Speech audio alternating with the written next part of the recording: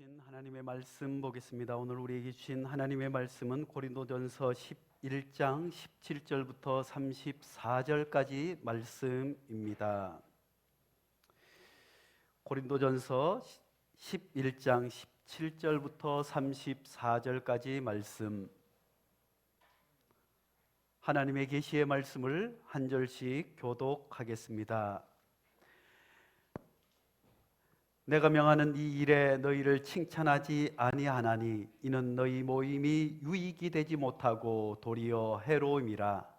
먼저 너희가 교회에 모일 때에 너희 중에 분쟁이 있다 함을 듣고 어느 정도 믿겠거니와 너희 중에 파당이 있어야 너희 중에 옳다 인정함을 받는 자들이 나타나게 되리라.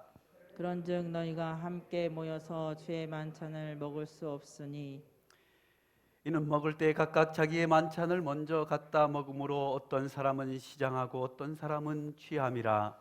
너희가 먹고 마실 집이 없느냐 너희가 하나님의 교회를 업신여기고 빈궁한 자들을 부끄럽게 하느냐 내가 너희에게 무슨 말을 하랴 너희를 칭찬하랴 이것으로 칭찬하지 않노라.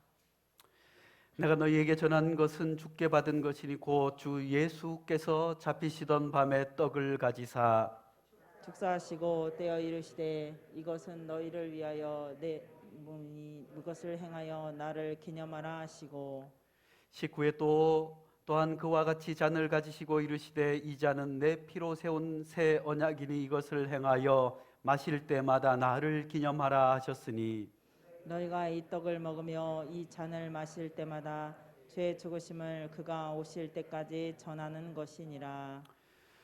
그러므로 누구든지 주의 떡이나 잔을 합당하지 않게 먹고 마시는 자는 주의 몸과 피에 대하여 죄를 짓는 것이니라.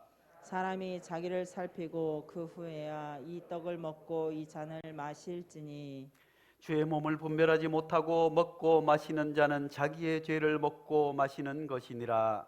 그러므로 너희 중에 약한 자와 병든 자 많고 잠자는 자도 적지 아니하니 우리가 우리를 살폈으면 판단을 받지 아니하려니와 우리가 판단을 받는 것은 주께 징계를 받는 것이니 이는 우리로 세상과 함께 정죄를 받지 않게 하려 하심이라. 그런즉 내 형제들아 먹으러 모일 때에 서로 기다리라. 만일 누구든지 시장하거든 집에서 먹을지니 이는 너희의 모임이 판단받는 모임이 되지 않게 하려 함이라. 그 밖의 일들은 내가 언제든지 갈 때에 바로 잡으리라. 아멘. 아멘. 이 말씀은 살아계신 하나님의 말씀입니다. 오늘 아침에 안타까운 속보가 떴습니다. 이태원에서 할로윈 축제를 하면서 아침 9시 정도까지는 151명의 사망자가 발생했습니다. 사실 할로윈 축제에 대해서는 얘기할 일들이 많이 있고 하겠지만 그 자리에서 수많은 생명들이 목숨을 잃은 일에 우리 모두가 함께 슬퍼하고 함께 애도해야 될 줄로 압니다. 그 이후에 할로윈 축제에 대해서 우리가 점검할 일들은 있겠지만 지금은 도저히 일어나서는 안 될 일이 서울 한복판에서 수많은 젊은이들이 축제에 가서 안타까운 죽음을 당한 일이 벌어지게 되었습니다. 여전히 우리 사회는 여러 가지 일들을 계획하고 새롭게 되기를 원하지만 실천되지 못했습니다. 사실 세월호 참사가 있을 때 우리는 얼마나 안타까워하며 얼마나 우리 세상이 자본에 의해서 한 생명의 가치를 얼마나 한찮게 여기느냐 뼈저리게 돌아보았습니다. 그렇게 해서 어떻게 하면 우리가 이 자본의 사회 가운데서 돈이 세상의 제일인 상해 가운데서 생명이 가장 소중한 가치임을 인식하고 그런 세상을 만들자고 소리 높여 외쳤지만 어느 순간 정치적인 싸움으로 인해서 그 모든 것이 묻혀버렸습니다. 그리고 난 이후에 또 10년이 못 되어서 우리 사회에 이런 안타까운 일이 벌어지고 말았습니다. 이런 일들 앞에 행여 우리 그리스도인들 가운데서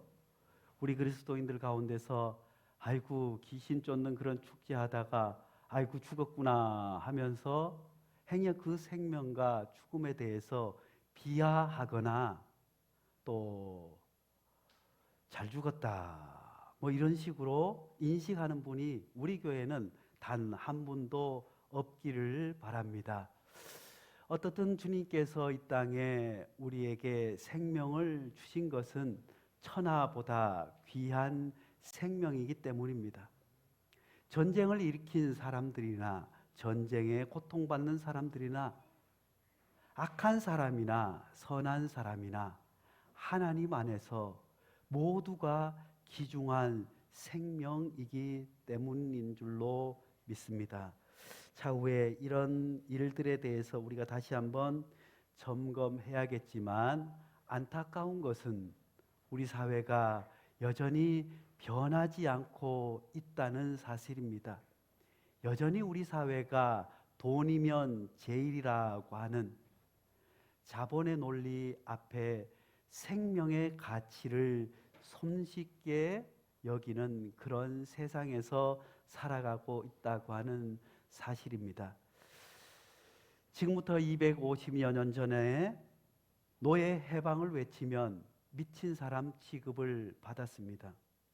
지금부터 100여 년 전에 여자에게 투표권을 달라고 하면 그들은 감옥에 갇히고 말았습니다. 지금부터 80여 년 전에 식민지에서 독립운동을 하면 테러리스트로 수배당하는 삶을 살았습니다. 단기적으로 보면 불가능해 보일지라도 장기적으로 보면 사회는 계속해서 변화하고 발전하는 줄로 압니다. 그래서 지금 당장 우리의 현실이 바뀌지 않고 변화되지 않는다고 할지라도 실망하지 않고 대안을 찾아서 끊임없이 노력해야 될 줄로 압니다.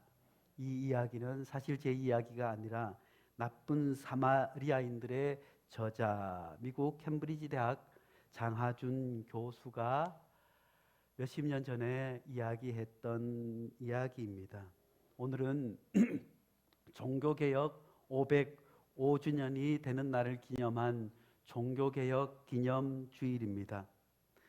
마르틴 루터가 독일 비텐베르그 대학교 교회 정문 앞에 카톨릭의 잘못된 교리들을 99개를 정리해서 대자보를 붙이면서 종교개혁이 시작되었습니다.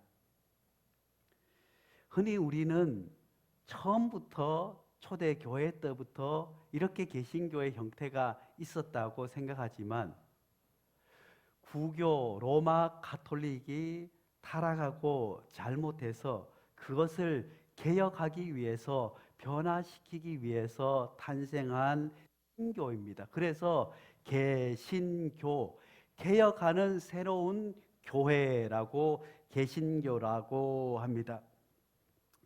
우리나라에서는 그러므로 약 500년 전에 새롭게 출범한 새로운 신교가 우리 개신교입니다. 사실 처음 개신교라고 하지만 처음부터 개신교회라고 하는 말은 동양으로 흘러오면서 개신교회 하지만 처음에는 프로테스탄트 교회, 프로테스탄트라고 하는 말은 다름 아니라 저항자, 반항자, 항의하다 이런 뜻이 있습니다. 그래서 유럽에서 개신교인들을 일컬어서 저들은 저항하는 자다, 반항하는 자다, 혁명자들이라고 부르게 되었습니다. 당시 종교개혁은 독일의 루터에 의해서 일어나게 되었지만 스위스의 찌빙글리, 스코틀랜드 존 낙스, 그리고 우리가 잘 아는 프랑스에서 태어난 존 칼빈에 의해서 대대적으로 이루어지게 되었습니다. 그래서 우리가 다니는 교회는 대한예수교 장로회, 어느 날 은총이가 학교 과제라고 해서 아이고 교회가 왜 이렇게 수많은 종파가 있는지 대해서 조사해 오라고 하는 질문을 받고 저도 이것에 대해서 때로는 설명할 필요가 있겠다고 했지만 오늘은 길게 설명할 수 없고 단지 유럽에서는 칼빈에 의한 칼빈주의자들을 이제 미국으로 건너가고 호주로 건너가서 장로교라고 일컬어지게 되는데 사실 처음 초대교회 처음 칼빈주의 교회와는 많이 달라져 있습니다. 미국으로 건너가서 교회가 커지고 규모가 커지니까 초대교회 7 집사를 세우는 것처럼 교회의 살림을 돌아보고 교회 회의를 해야 되고 큰 일들을 감당하기 위해서 이제 너무 규모가 커지다 보니 장로 제도를 갖게 되었습니다. 그리고 또 감리교회는 감독 제도를 갖게 되었습니다. 사실 감리교회는 1517년경에 종교개혁할 때 탄생한 교파가 아니라 그 후에 미국으로 건너간 1700년대 요한 웨슬레에 의해서 감리교회가 탄생되게 되었습니다. 여러 가지 장로교니 성결교니 무슨 수많은 교단이 있지만 처음 종교개혁을 할 때는 루터파의 교회와 칼빈파의 교회가 큰 줄기를 이루게 된 줄로 압니다. 그래서 우리는 칼빈주의를 따르는 칼빈파 교회, 그래서 우리 교회는 장로교회. 유럽에서는 장로교회라는 개념이 없고 그냥 개혁교회를 오늘날 우리 장로교회로 여기고 그 위에 수많은 교단들이 나온 것은 그 위의 역사이고 그 당시에는 루터파 교회가 있었습니다. 루터파 교회가 있었는데 루터와 칼빈은 그들이 자라는 환경과 배경부터가 달랐어요. 칼빈은 유럽에서 아버지가 큰 사업을 해서 자수성가한 지역의 유지였습니다. 칼빈은 14살 때 아버지의 뜻에 따라서 파리에 있는 신학부에 진학하게 되어서 칼빈은 거기에서 라틴어와 헬라와 고대 철학을 배우면서 언어에 탁월한 재능을 가지게 되었습니다. 그런데 그 아버지가 마음이 변해서 신학을 그만두라, 법학을 공부해라, 앞으로 법학을 하는 것이 좋겠다 해서 법학을 공부하게 되었습니다. 그러다가 아버지가 돌아가신 이후에 칼빈은 다시 신학을 전공해서 탁월한 언어의 능력으로 신학의 깊은 공부를 했을 뿐만 아니라 많은 사람들에게 인정받는 그런 뛰어난 학자로 자라게 되었습니다. 그런 반면에 루터는 아이슬란드에서 광부의 아들로 태어나서 처음에는 대학에서 법학을 공부했지만 어느 날 길을 같이 가던 친구가 벼락을 맞아서 그만 새카만 숫덩이가 된 것을 보고 깊은 고뇌와 성찰 이후에 신학을 전공해서 신부가 되게 되었습니다. 사제가 되게 되었습니다. 그렇게 해서 그들은 이제 교회 현실에 부딪히면서 로마 가톨릭 교회의 가장 큰 잘못들을 보면서 이래서는 안 되겠다. 그렇게 해서 개혁의 기치를 들고 교회를 개척해 나가게 되었습니다. 사실 칼빈은 처음부터 개척에 동참하지 않았습니다. 제네바에서 교수로 있으면서 그가 깊이 성경을 연구하면서 이제 유럽 전역에서 벌어지고 있는 종교 개혁에 합류하게 되어서 그 유명한 기독교 강요와 수많은 추석서들을 써 내려가면서 개혁을 완성하게 되었습니다. 그런데 칼빈과 루터의 개혁하는 방향도 달랐습니다. 루터는 가난한 집안에서 태어나고 사제로서 훈련받으면서 로마 가톨릭 안에서 그 수많은 비리들과 안타까운 일들을 보며 특히 면죄부를 파는 그런 일들을 보면서 그는 저항의식이 싹 떴어요. 이는 현장의 사람이었습니다. 그는 현장에서 그냥 물러가라, 개혁해라 그렇게 행동하는 사람인 반면에 루터는 철저하게 학자였어요.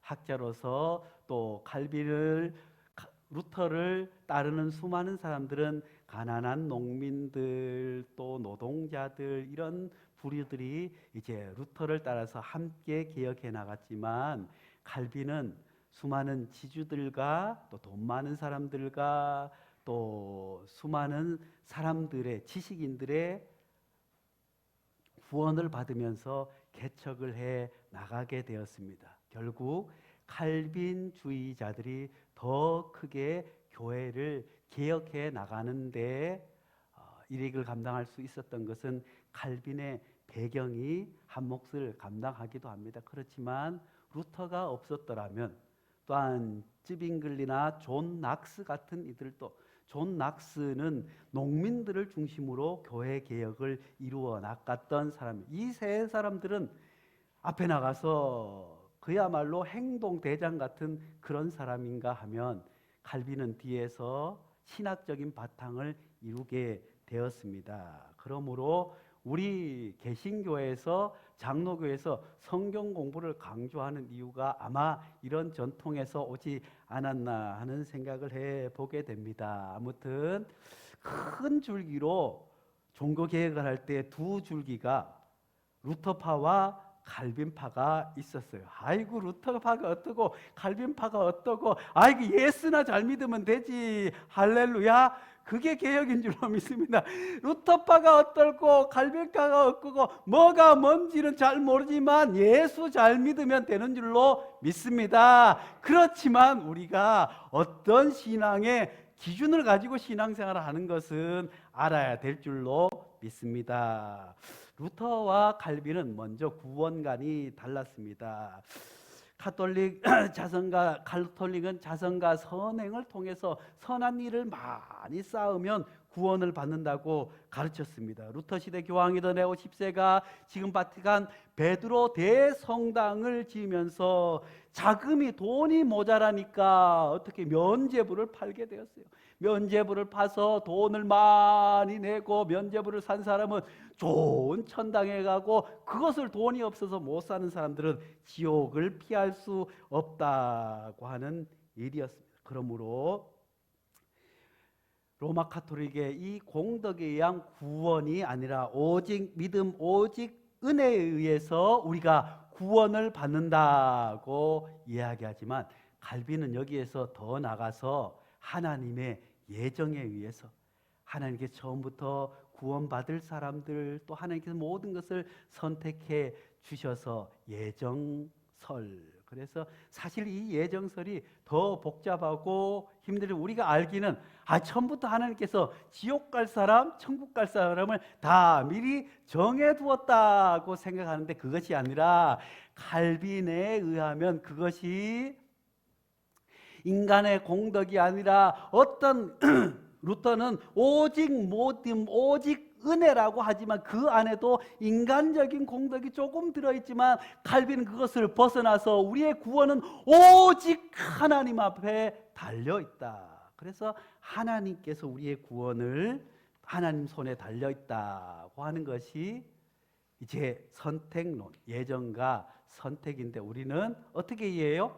천국 갈 사람, 지옥 갈 사람 하나님 다 정해놨어. 그래서 아무리 전도해도 예수 안 믿는 사람은 저 사람은 지옥 갈 거야. 그러니 그 사람 전도할 필요가 없어. 이게 아니라 그것조차도 하나님의 손에 달려 있다고 전적으로 하나님 앞에 구원의 문제를 하나님께 의탁하는 것입니다.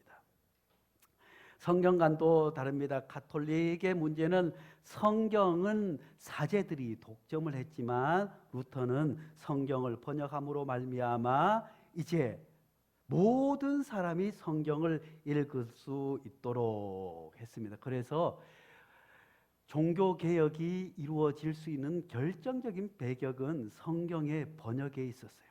모든 백성들이 성경을 읽음으로 말미암아. 그렇지만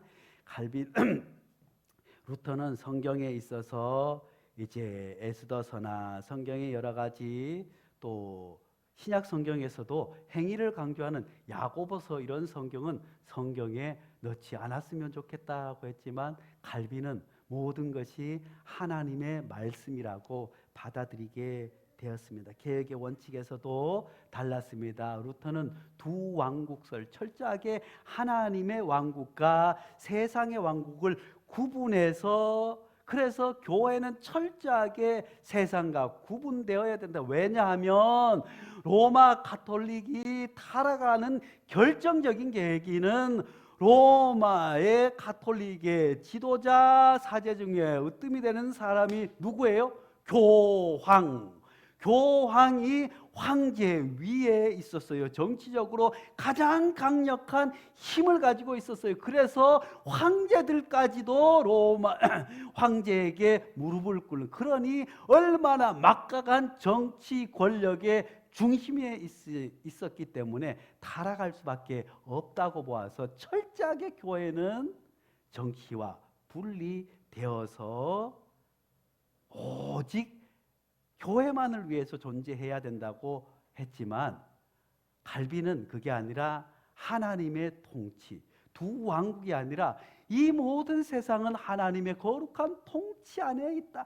죄를 지고 악한 사람이나 정치 권력이나 교회나 모든 것이 하나님의 통치 안에 있어야 된다고 생각했습니다. 사랑하는 성도 여러분, 지금까지 얘기했지만 루터가 어떻고 칼빈이 어떻고 머리에 들어와요, 안 들어와요? 아이고 목사님 그런 얘기 복잡해요. 예수나 잘 믿으면 되지요. 할렐루야. 예수 잘 믿으면 되게 되는 줄로 믿습니다. 그런데 안타깝게도 우리 교회는 지금 심각한 어려움에 처해 있습니다. 사실 코로나 이후에 얼마나 교회가 많이 욕을 먹었어요. 천주교회나 불교는 욕을 덜 먹었어요. 왜 그럴까요? 천주교나 불교는 예전 지금부터 500년, 1000년 전에 그대로 오고 있어요. 그러니까 중앙 집권이에요. 황제가, 교황이 말 한마디 하면 전 세계 교회가 일사불란하게 움직여서 그것을 따르는 거예요. 불교도 마찬가지예요. 불교도 교단이 있고 종파가 있지만 거기에서 가장 불교에서 밑으로 하달하면 저 시골에 있는 절이나 또 상가에 있는 절이나 다 그것을 한 번에 따르지만, 교회들은 어떻게 해요? 아이고 교단이 이 교단 있고 저 교단 있고 저 교단 있고 거기 총회장이 있고 교회들마다 교회 대표가 있고 뭐가 있고 뭐가 있고 뭐가 있고 하다 보니까 이게 중구난방이 되어버려서 어떤 일이 벌어졌을 때 한 목소리를 내지 못하게 되었습니다. 사실 이 결정적인 이유는 신학적인 문제도 있겠지만 모두가 어떻게 해요? 개인 욕심 때문입니다. 교회를 공적인 것으로 보지 아니하고 교회를 예수 그리스도의 피값으로 세운, 그러므로 거룩한 공교회라고 하는 인식이 없기 때문에, 사랑하는 성도 여러분, 우리는 대한예수교 장로회 통합교단에 속한 교회인 줄로 압니다. 작게는 통합교단에 속해 있음으로 말미암아 그 총회에서 결정되는 상황들을 모든 지교회가 따라야 할 의무가 또 있는 거예요. 또한 이 공교회라고 하는 것은 예수 그리스도 안에서 감리교회나 성결교회나 순복음교회나 무슨 교회, 침례교회나 모든 교회들이 어떻게 해요? 그 대표들이 또한 예수 그리스도 안에서 한 교회임으로 말미암아 그 공회의를 따르는 공적인 교회의 모습을 갖추어 가야 하는데, 오늘날 한국교회는 다 뿔뿔이 흩어져서 개교회가 되었어요. 그러므로 한국교회가 앞으로 해나가는 일들에서도 얼마나 어려움들이 많겠습니까? 사실 처음부터 총회라고 하는 것, 유럽 교회 전통에서는 총회장은 회의를 진행하는 진행자에 불과하지만 우리나라의 감독이나 총회장은 얼마나 위세가 대단한지, 비록 1년이고 2년이지만 그 교단을 대표한다고 해서 얼마나 크고 작은 일들이 많은지 몰라요. 그것이 마치 정치적인 힘인 양, 위세인 양, 명예인 양 생각해서 그것을 위해서 얼마나 제가 차마 말할 수 없지만 세상에 투표나 선거 저리 가라 할 정도로 교단 총회 때마다 얼마나 아픈 일들이 있습니까? 이번 우리 교단 총회에서도 얼마나 많은 목사님들과 교인들이 이 교단을 떠나야겠다 하는 일들이 벌어지게 되었어요. 왜 그럴까요? 사실 벌써 몇 년 전부터 우리 교단은 교회를 사적인 것이 아니라 거룩한 공교회, 주님의 교회라고 하는 인식을 해치는, 한국교회를 가장 힘들게 하고 앞으로 문제 일으키는 것이 무엇일까 하고 진단했을 때 가장 큰 것은 교회의 사유화에 있다고 생각했어요. 그래서 수많은 신학자들이 연구를 하고 또 목사님들이 총회를 열어서 우리가 이 교회 사유화를, 한국교회가 개혁의 길을 걸어가기 위해서, 바른 교회가 되기 위해서, 하나님이 기뻐하시는 교회가 되기 위해서는 다름 아니라 교회의 사유화를 막아야 된다고 해서 우리 교단에서는 교회를 자식에게 물려주는 것을 법으로 금지했어요. 그 이유는 교회가 큰 교회가 되어서 이제 후임 목사를 정할 때, 후임 목사를 정하는데 얼마나 어려운 일들이 많은지 몰라요. 누구 왔다가 이 파가 갈라지고 저 파가 갈라져서 교회가 분리되는 교회도 있고 큰 아픔을 겪는 교회들도 있지만, 그것보다 더 심각한 문제는 교회를 사유화하는 것이 더 큰 문제다고 해서 그런 부작용이 있음을 알매도 불구하고 자식에게 물려주는 것을 금지했어요. 그리고 한국교회 대부분의 교인들은, 우리 통합교단의 교인들은 그것이 잘못된 것이라고 생각하는 분들이 대부분이에요. 그렇다고 한다면 총회는 교회의 대표자들 아니겠습니까? 교회의 대표자들이고 노예의 대표자들이고 그분들이 함께 모여서 총회를 하면 다름 아니라 그들이 다수결이 아니라 하나님의 뜻을 따라서, 그리고 가장 중요한 것은 우리 교회를 이루는 온 공동체의 뜻을 따라서 그 일을 이루어내야 하는데, 거기에는 힘이 작용했어요.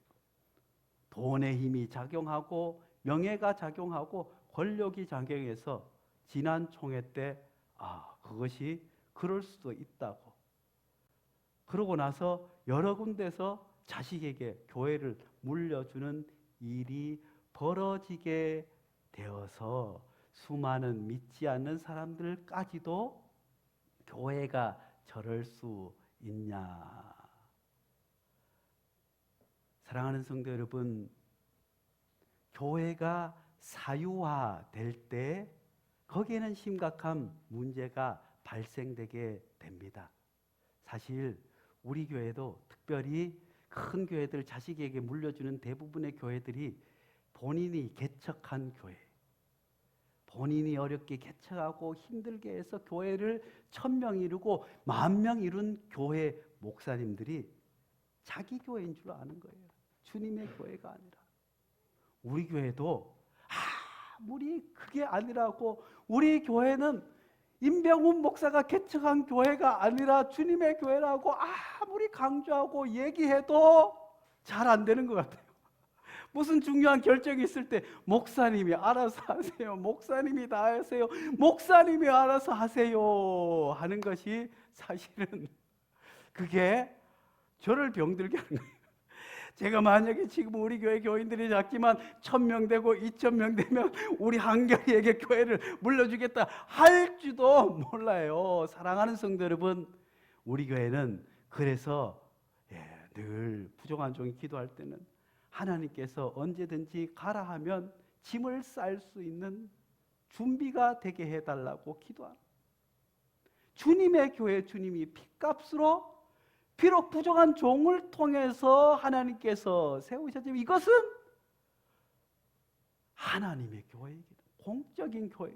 우리 모든 성도 한 사람 한 사람 한 사람이 모여서 교회가 된 것이지, 목사가 개척해서 된 것이 아니라 우리 어린이들과 청소년들이 모이지 않았다고 한다면 어찌 교회가 될 수 있었겠습니까? 그래서 우리 교회는 그 일환으로 헌금을 주보에 올리지 않아요. 그런데 저도 늘 헌금을 올려야 되나 말아야 되나 고민할 때가 있어요. 어떤 분들은 정말 어렵게 신앙해서 첫 11조를 드리는 분도 계세요. 11조를 드린다고 하는 것이 얼마나 큰 결단이 있어야 온전한 것을 드리겠어요. 또 어떤 이들은 우리 교회에서도 실제로 2,500만 원, 1,000만 원, 2,000만 원 헌금하신 분들이 계세요. 작은 돈입니까? 그것뿐만 아니라 우리 어르신들이 교회 나오시 못하지만 신방을 가서 죽을 사가거나 뭘 사가거나 하면 목사님 안 찾아와도 되는 그러면서 꼬깃꼬깃 드리는 그 헌금도 사실은 부족한 종이 주보에 누구 어르신이 드렸습니다 하고 올리고 싶은 마음이 간절하지만, 왜냐하면 자칫 헌금을 많이 드렸다고 하는 것이 알려지고 그것이 교회 안에서 힘으로 작용하는 것보다 조금 서운하고 조금 마음이 안쓰러운 것을 감당하는 것이 더 낫겠다 싶은 생각입니다. 그런데 제가 지금 작년부터 기도하고 있어요. 기도하는데 정말 그래요. 정말 어르신들 가운데 정말 어렵고 힘든 가운데 목사님 이걸 드리세요. 또 무슨 소문이 났는지 베델교회 어려워가지고 고물 판다는 소문이 저기 노인정이 나가가지고 교회 나오던 권사 집사님들이 전화해가지고 목사님 제가 소주병 모아놨어요. 박스 모아놨어요. 교회가 어렵다는데 그렇게 소문 나가지고 교회가 베델교회가 어려워가지고 문 닫게 생겨가지고 박스 줍고 병 주는다 해가지고 어르신들이 노인정 놀러 갈 때마다 저희 교회에서 식사 대접도 하고 뭣도 하고 또 뭐 갖다 드리고 했는데 연락을 안 하셨어요. 박스 주는다 소문 나가지고 어르신들이 연락 안 하고 여행을 다녀오셨어요.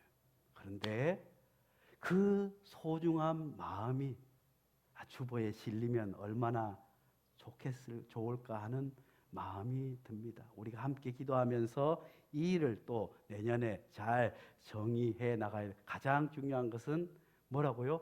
교회가 사유화되지 않도록. 오늘 말씀 가운데 고린도 교회에 관한 말씀입니다. 고린도 교회는 사도 바울이 1년 6개월 동안 있으면서 개척한 교회입니다. 그렇게 해서 1년 6개월 동안 훈련시키고 했지만 고린도 지역이라고 하는 동네가 우상이 가득한 동네고 자기 잘났다고 하는 사람들이 많은 동네라 이제 들려오는 소식이 들려옵니다. 아이고 고린도 교회가 분란이 났다더라, 바닥이 갈라졌더라, 싸운다더라, 아이고 자기 잘났다고 다른 사람을 업신여긴다더라 할 뿐만 아니라 고린도 교회 지도자들이 편지를 씁니다. 사도 바울이요, 우리 교회에 이런 문제가 생겼습니다. 저런 문제가 생겼습니다. 이 일을 어떻게 하면 좋겠습니까? 해서 사도 바울이 그런 문제를 가지고 고린도 교회에 편지를 한 것이 고린도 전서입니다. 그런데 오늘 말씀 가운데 보니까 내가 명하는 이 일에 너희를 칭찬하지 아니하나니, 사도 바울이 그 소식들을 듣고 칭찬하지 아니하고 이는 너희 모임이 유익이 되지 못하고 도리어 해로움이 되리라. 이것을 어디를 보고 얘기한 거예요? 고린도 교회를 보고 예수 믿는 사람들이 모인 교회 공동체를 보고 얘기한 것입니다. 칭찬하지 아니하고 도리어 너희 교회가 너희 모임이 유익이 되지 못하고 해로움이 된다고 말씀해 주고 있습니다. 사랑하는 성도 여러분, 하나님께서 이 땅에 교회를 세워 주신 것은 세상은 어차피 썩을 수밖에 없어요. 죄로 말미암아 세상은 그렇게 타락할 수밖에 없어요. 죄가 가득할 수밖에 없어요. 그렇지만 하나님께서 교회를 이 땅에 세워 주심으로 말미암아 그 교회로 말미암아 캄캄한 세상에 빛이 되고 소금이 되고 썩어가는 세상에 소금이 되어서 썩지 않게 할 역할을, 또한 어둡고 캄캄한 죄악의 세상 가운데 교회가 빛이 되기를 하나님께서 원하시지만 오늘날 수많은 사람들이 교회가 오히려 우리 사회에 유익이 되지 못하고 해로움이 된다고 하는 이야기를 듣지 않습니까? 오늘 초대교회 고린도 교회도 사도 바울이 볼 때 유익이 되지 아니하고 해로움이 되는 공동체가 될 수밖에 없어요. 왜 그럴까요? 그것은 다름 아니라 18절 말씀에 먼저 너희 교회에 모일 때 너희 중에 분쟁이 있다함을 듣고 어느 정도 믿거니와. 가장 큰 문제는 교회 안에 분쟁이 있었어요. 다툼이 있었어요. 이 일의 원인이 무엇일까요? 내 잘났다고 하는 사람들이 많은 거예요. 내가 주일이라고 하는 사람이 많은 거예요. 내가 교대의 대표라고 하는 사람이 많은 거예요. 내가 이만큼 교회를 위해서 헌신했고, 내가 이만큼 노력하고, 내가 이만큼 헌금을 드렸으니 내가 교회의 주인이라고 하는 사람들이 많음으로 말미암아 서로 다툼이 일어났다고 말씀해주고 있습니다. 오늘날 한국 교회나 교회들의 문제가 뭐 다 내가 잘났다고 하는 거예요. 내가. 그런데 그것은 개혁에 있어서도 마찬가지. 자, 20대 때는 어떻게 살았을까요? 20대 때는 그냥 머리띠 둘러매고 돌격 앞으로 한국 교회를 개혁하고 정의를 세우고 뭘 해야겠다. 20대를 오롯이 머리띠 두르고 이렇게 살아온 것 같아요. 그러면서 제가 세월이 지금 안 것은 그때 그렇게 옳은 일이라고 다른 사람을 비난하고 살아왔는데 가만히 돌아보니까 아이구나, 그것이 무언가를 변화시키기보다 내 안에 분노만 가득했어요. 다른 사람을 판단하고 다른 사람들을 잘못했다, 나만 옳다 하는 생각으로 가득 차게 만들어 버렸습니다. 사랑하는 성도 여러분, 교회 안에서도 마찬가지인 줄로 믿습니다. 공교회를 이루기 위해서, 거룩한 교회를 이루기 위해서는 잘난 것을 다 내려놓아야 할 줄로 믿습니다. 다른 사람을 정죄하거나 판단하거나 무엇이 잘못됐다 하는 마음을 버려야 할 줄로 믿습니다. 그러므로 그들에게 주의 만찬에 대해서 말씀해 주고 있습니다. 그런데 그 주의 만찬을 이야기하기 전에 고린도 교회에 가장 큰 문제가 있어요. 초대교회 때는 예배에 올라와서 음식 먹는 것이 식탁교제가 가장 중요한 것 중에 하나였어요. 물론 예수님의 성만찬을 따른 것도 있었겠지만 지금부터 2000년 전에 얼마나 가난했어요. 가난한 공동체가 함께 식탁교제를 하는 것이 얼마나 중요한지 몰라요. 교회 공동체를 이루기 위해서 그들은 식탁교제가 그만큼 중요했어요. 쉽게 얘기하면 옛날에 저희가 어릴 때는 밥을 언제 먹어요? 식구가 다 모여야 먹어요. 요새는 뭐 일찍 출근하는 사람 아버지가 먹고, 그 다음 엄마 학교 가는 애가 먹고, 그 다음에 저녁에 와서도 그냥 누가 먹고 밖에서 먹고 하지만 예전에는 어떻게 해요? 밥은 꼭 다 모여야 먹어요. 그래서 시골에서 그냥 저녁마다 어떻게 해요? 누구야? 범기야? 해 떨어졌다 밥 먹으러 온나? 아이고 이나야 어디 갔냐? 저녁 먹으러 온나? 이놈의 자식 어디 갔냐? 하고 불러대요. 왜냐하면 왜 그랬을까요? 먹을 게 모자라서 한 상에 둘러앉지 않고는 요거만큼 또 거기 없으면 먹을 게 모자라니까 없어져요. 그러니까 함께 모여서, 초대교회도 마찬가지 아니겠어요? 초대교회 모인 구성원들이 처음에는 부자들도 있고 권력자들도 있는데 노예들도 있지 않았겠어요? 그 노예들이 모여서 부자들과 함께 식탁교제를 했어요. 부자들이 노예들과 함께 밥 먹으면서 같은 상에서 먹었을까요? 그런데 중요한 것은 그 부자들의 노예보다 더 가난한 평민들이 대부분이었어요. 그런데 그 교회에서 어떻게 해요? 다 기다리지 않고 먼저 먹는 일이 발생했어요. 그냥 내가 아는 사람들끼리, 가난하고 배고픈 사람들은 먹든 못 먹든, 그래서 이런 먹을 때 각자 자기의 만찬을 갖다 먹으므로 어떤 사람은 시장하고 어떤 사람은 취함이라 교회 안에서 함께 식탁교제를 통해서 예수 그들의 그 성만찬을 나누어야 그 교회인데 먼저 온 사람, 힘 있는 사람, 돈 있는 사람들은 먼저 먹고 취하기도 하고 배불러서 떵떵 하는데 뒤에 온 사람은 먹을 것이 없는 그런 일이 벌어지게 되었어요.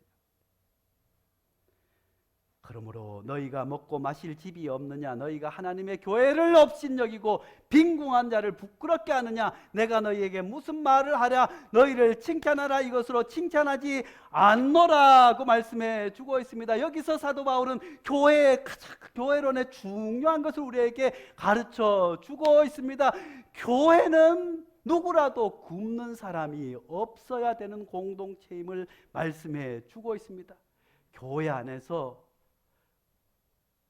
내가 부자라고 해서 내가 교회 중심에 있다고 해서 떵떵거리는 그런 일들이 밥을 먼저 먹어서 배불러서 다른 사람을 돌아보지 않고 배고픈 사람, 아픈 사람, 고난당하는 사람을 돌아보지 않는 것이 뭐라고요? 교회를 업신여기는 것이라고 말씀해 주고 있습니다. 사랑하는 성도 여러분, 우리가 교회를 업신여기지 않기를 간절히 축원합니다. 우리가 예배를 잘 드리고 헌금을 많이 드리고 교회에서 무슨 큰 봉사를 하는 것이 교회를 업신여기지 않는 일이 아니라 교회 안에서 배고픈 사람, 교회 안에서 혼자 우는 사람이 없도록 하는 것이 행여 우리 교회 안에서 아무도 모르게 빚의 문제로 아픈 문제로 혼자 우는 사람이 있다고 한다면 우리는 교회를 업신여기는 공동체입니다. 우리 가운데 등록금이 없어서 먹을 양식이 없어서 정말 힘들고 어려운데 그것을 돌아보지 않는 것이 교회를 업신여기는 것이라고 사도 바울은 말씀해 주시면서 예수님의 성만찬에 대해서 말씀해 주십니다. 먼저 너희가 교회에 모일 때, 여기서 교회에 모일 때라고 번역은 조금 이상하지만 교회로 모일 때, 이 교회 안에뿐만 아니라 우리가 가정에서든 구역이서든 소그룹이든 어디서든 공적으로 교회로 모일 때 그런 일이 분쟁이나 다툼이 없어야 함을, 누구 하나 혼자 우는 사람이 없어야 함을 우리에게 말씀해 주고 있습니다. 갈라디아서 3장 28절 말씀에 너희는 유대인이나 헬라이나 종이나 자유인이나 남자나 여자나 다 그리스도 예수 안에서 하나니라. 그 당시에 이 말씀은 얼마나 큰 충격이었는지 모릅니다.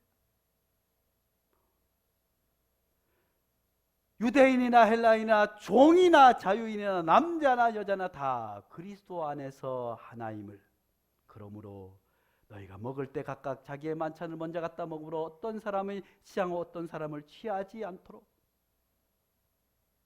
그렇게 살아가는 것이 교회 공동체임을 말씀해 주고 있습니다. 사랑하는 성도 여러분, 종교개혁 505주년, 우리가 종교개혁자들의 사상과 종교개혁이 어떻게 벌어졌는지 자세히는 알 수 없지만 하나님께서 종교개혁을 통해서 원하시는 것은 교회가 교회다운 교회 되는 거예요. 교회가 사람들로부터 욕먹고 지탄받는 것이 아니라, 그러기 위해서는 가장 중요한 것은 교회가 사유화되지 않는 것 뿐만 아니라 교회 안에서 누구든지 홀로 우는 사람이 없는 공동체. 그래서 주님께서 말씀에 사도 바울은 말씀에 주고 있습니다. 그런즉 내 형제들아 먹으러 모일 때 서로 기다리라. 사랑하는 성도 여러분, 우리 교회는 더디 가더라도 한 사람이 몇 명이 교회를 이끌어가는 그런 교회가 아니라 서로 돌아보며 10사람이 한 걸음을 내딛는 교회. 누군가 어렵고 힘들면, 누군가 괴로우면 그 사람을 기다려서 함께 갈 수 있는 교회. 사도 바울은 고린도 교회의 여러 가지 문제를 해결하는 가장 중요한 것으로 서로 기다려주라고 하는 것입니다. 사랑하는 성도 여러분, 약한 사람을 기다려주고 아픈 사람을 기다려주고 괴로운 사람을 기다려주고 더디 변화되는 사람을 기다려주고 10년 지났는데 왜 저 모양이야 하는 그 사람까지도 기다려주는 거룩한 공동체를 이루기 위해 뭐 대단한 것을 하는 것이 아니라 그저 예수 꼭 붙잡고 예수님 잘 믿고 예수님 말씀대로 살아가는 그런 개혁교회 교인들 될 수 있기를 간절히 축복합니다. 거룩하신 하나님 아버지, 하나님, 한국교회에 여러 가지 안타까운 일들이 있습니다. 저마다 이것을 개혁해야 된다, 저것을 개혁한다 하지만 정작 서로 돌아보지 못하고 기다려주지 못하는 안타까운 일들 가운데 있습니다. 하나님, 우리가 뭐 대단한 개혁의 기치를 또 개혁의 이야기를 하기보다 또한 무엇을 실천할까 생각하기보다 철저하게 내가 교회 안에서 낮아지게 도와 주시옵고 교회 안에서 주인이다 힘이 있다 하는 사람 없는 공동체 되게 도와 주시옵고 모든 사람을 기다릴 수 있는 누구 하나 혼자 우는 사람이 없는 그런 교회를 이루어가게 축복하여 주시옵소서. 예수님 이름으로 기도하옵나이다. 아멘.